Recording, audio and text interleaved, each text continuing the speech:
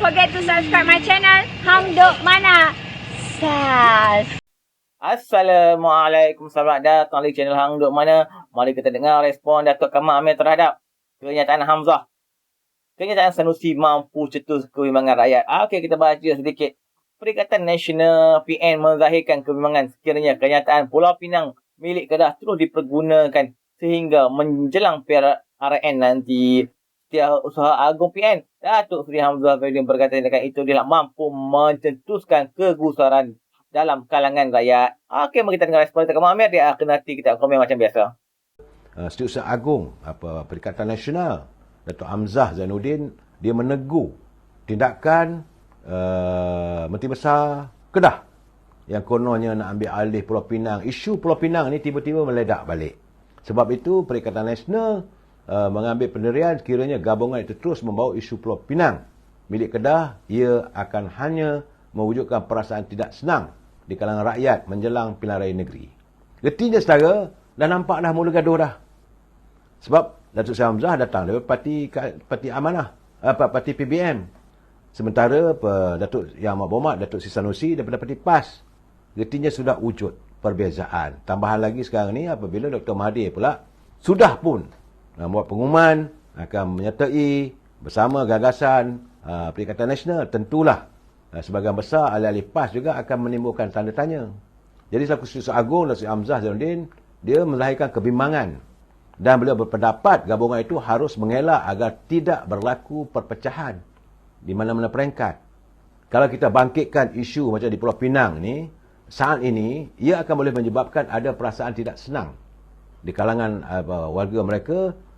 Jadi fakta sebenarnya memang betul lah Pulau Pinang itu, walaupun faktanya Pulau Pinang itu asalnya milik Kedah, tapi itu bukanlah suasana yang wajar dilontarkan saat-saat mereka nak menggapai yakin rakyat.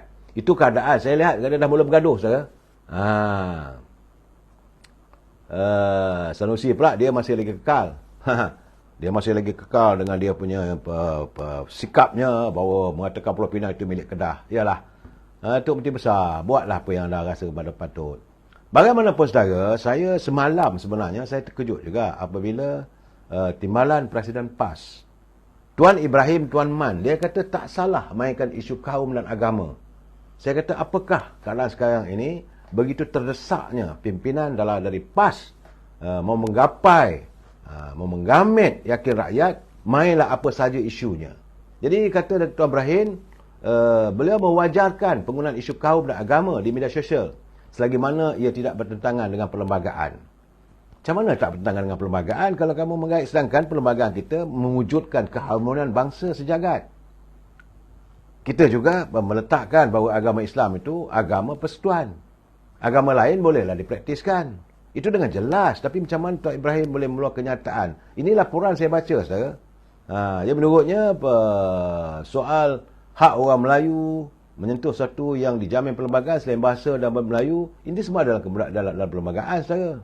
Jadi apabila dia kata tak salah untuk mainkan isu ini. Ini yang saya lihat bahawa sebab itu saya katakan bahawa sekarang ni dalam media sosial, isu perkauman dan juga isu agama itu sudah pun mengatasi isu-isu yang dimainkan oleh pemain media sosial, dan ini bahaya. Sebab itu hari ini apabila pihak polis mengadakan temu bual, mengadakan siasatan dengan Dr. Mahathir, ini sewajarnya sebagai peringatan kepada ahli-ahli politik, jangan main-main.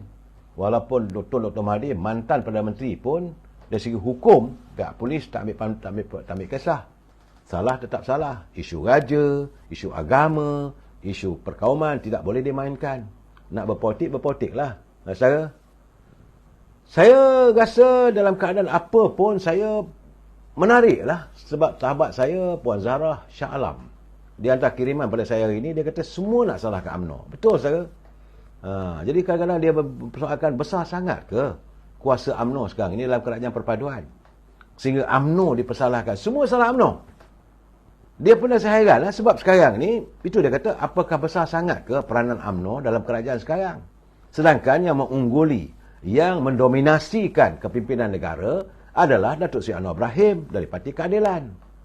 Jadi sepatutnya bertanyalah pada diri sendiri kita. Kenapa jadi begitu? Jangan salahkan UMNO. Anda telah pun membuat keputusan sewaktu pilihan raya dulu. Okey, sehinggakan kerajaan tak boleh dibentuk.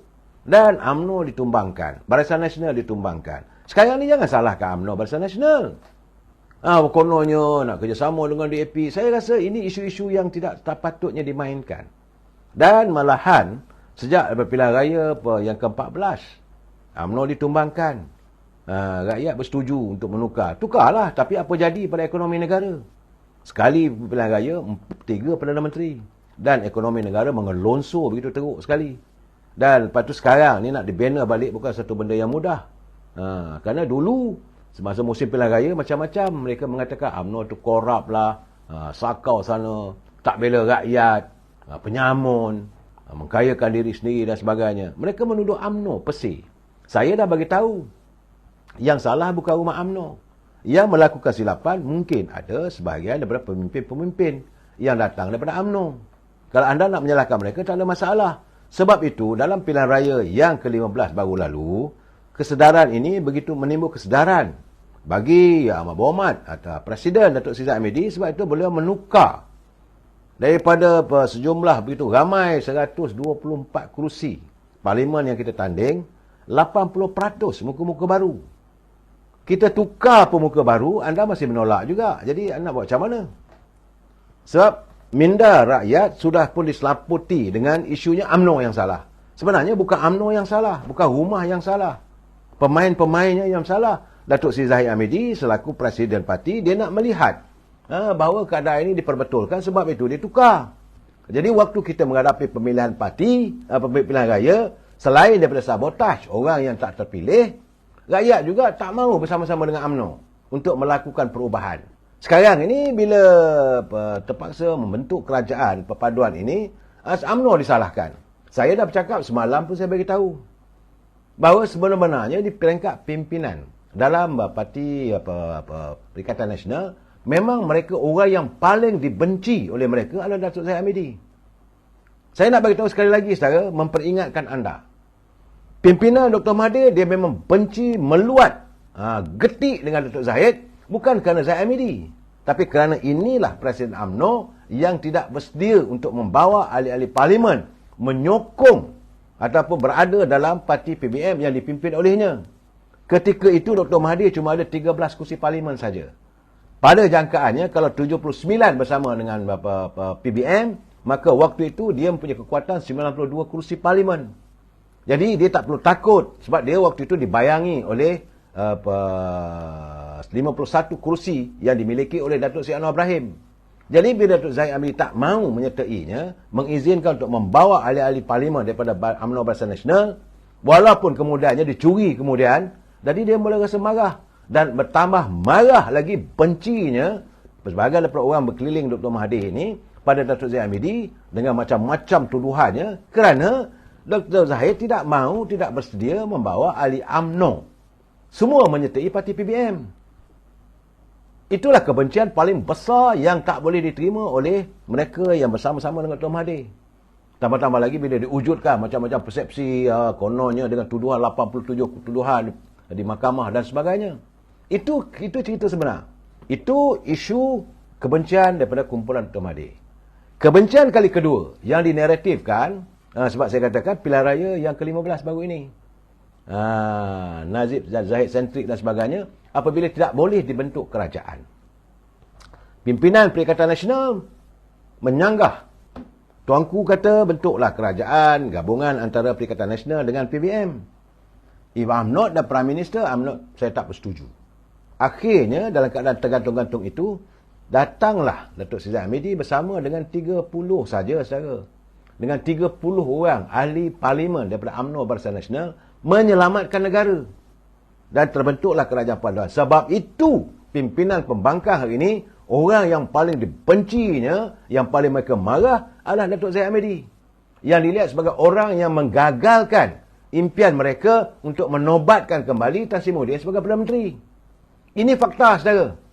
Kerana waktu itu sudah ada pengkhianat-pengkhianat daripada UMNO yang membawa sekitar dalam 12 orang ahli-ahli UMNO yang menyertai Tan Sri Muhyiddin melalui akuan bersumpah. Sebab itu mereka mengatakan mereka mempunyai jumlah angka yang cukup untuk membentuk kerajaan. Sedangkan mereka terlupa bahawa setiap ahli parlimen terikat dengan Akta Lompat Parti. Sebab itulah sekarang ini beliau dimaki. Mereka benci, dendam. Kalaulah Datuk Seri Zahid Hamidi menyokong kumpulan daripada Perikatan Nasional, isu hari ini soal jana bewawa tak terdedah. Soal apa yang sekarang ini dibawa oleh SPRM tidak mungkin akan terdedah. Kerana mereka akan mentadbir negara. Tapi kerana Datuk Zahid bersetuju untuk mengikut saranan daripada Duli Mahli Hutan Agung membentuk kerajaan walaupun 30 kerusi dan Parti Pakatan Harapan mempunyai 82 kerusi, terbentuklah kerajaan, the simple majority. Dan barulah kemudian datang daripada Sarawak, datang daripada Sabah dan sebagainya. Hari ini kerajaan tambah kukuh. Jadi puncanya mereka marah. Saudara Azizul Abdul Hamid. Jadi mereka kecewa kerana tidak mempunyai kuasa. Lain tak ada. Ceritanya adalah kuasa. Bukan isu lain saja. Isunya adalah isu kuasa. Jadi saya dalam kadang-kadang begini, kadang-kadang saya melihat saudara, sebab itu untuk menghadapi pilihan raya yang akan dihadapi sekarang ni, so saya mengharapkan agar pimpinan UMNO di peringkat akar umbi perlu mengikut perubahan yang dibawa oleh Datuk Seri Presiden. Dan tadi saya sempat berada di rumah UMNO, saya bertanya dengan Susah Agung. Dan sekarang ini saya berbual juga, saya kata bila boleh buat, kita nak buat live. Mungkinlah lepas Perhimpunan Agung UMNO nanti, saya akan mengadakan secara langsung bersama Susah Agung Datuk Seri Ashraf Bajri, bukan hanya menyangkut soal politik kepartian, tetapi saya bertanya beliau sebagai pengerusi MARA. Harapan warga bangsa, jangan lupa saudara, 1964 MARA itu lahir adalah daripada hasil warga bangsa cendekiawan Melayu 1964 yang mencanaikan satu hasrat menubuhkan MARA daripada RIDA. Itulah MARA saudara, untuk mengembeling ekonomi bangsa Melayu. Itulah MARA, wujudnya MARA era Tun Razak. Tapi sekarang ni saya berbual dengan Datuk Ashraf Bajri, dia mengaku terus terang. Saya tanya macam mana Datuk sekarang ni kedudukan apa ini, kita ada akid MARA, kedai-kedai yang disediakan oleh MARA di peringkat daerah-daerah. Belum saya cakap lebih, dia cakap lesu. Jadi apakah yang akan dilakukan oleh MARA?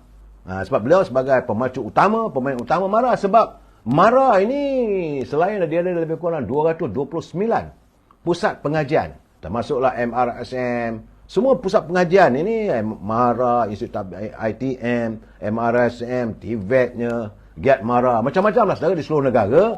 Saya nak bertanya pada beliau, itu soal pendidikan, itu penting. Tetapi, betul saudara Mustafa Hamid, MARA adalah asalnya RIDA. Betul, saya bersetuju. Dan itu hasil wujudnya MARA daripada Kongres 1964. Pemikir-pemikir warga bangsa Melayu nak mau melihat bahawa MARA ini harus menjadi pemacu kepada ekonomi Melayu supaya orang Melayu dapat berdiri sama tinggi, duduk sama rendah dengan bangsa-bangsa yang lain. Okey tuan-tuan, saya punya komen ni saya nak baca sedikitlah sejarah Kedah bagi sama kita dengar ni.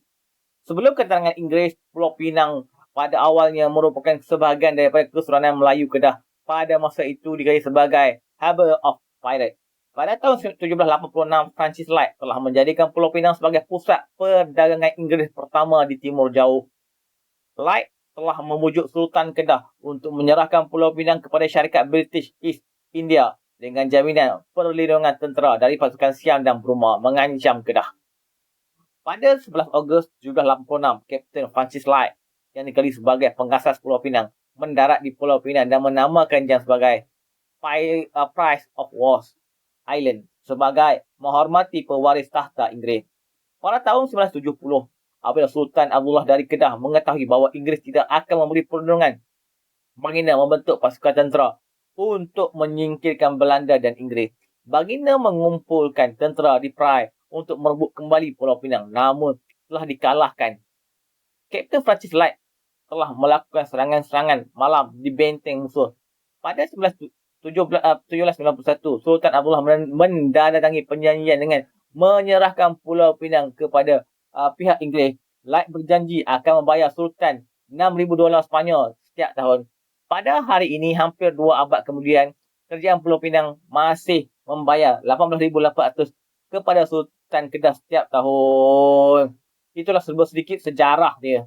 Okey tuan-tuan, mari terus beri sokongan kepada kalian berdua dan Pep Anwar Ibrahim.